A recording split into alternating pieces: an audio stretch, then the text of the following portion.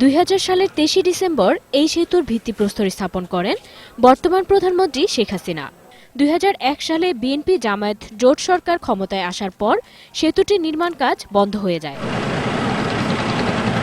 2008 সালে আওয়ামী লীগ সরকার দ্বিতীয় দফায় আবারও ক্ষমতায় আসার পর 2009 সালে অসমাপ্ত সেতুটির নির্মাণ কাজ শুরু হয়।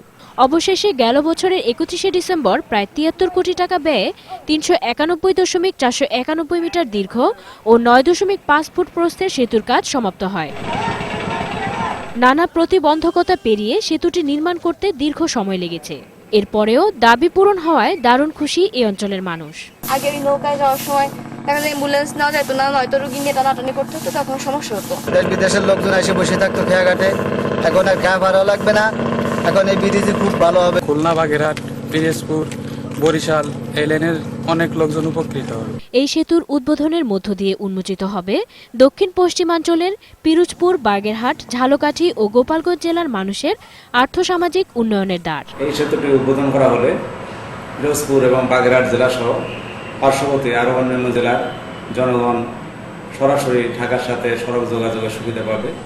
ডেস্ক রিপোর্ট, 21শে টেলিভিশন।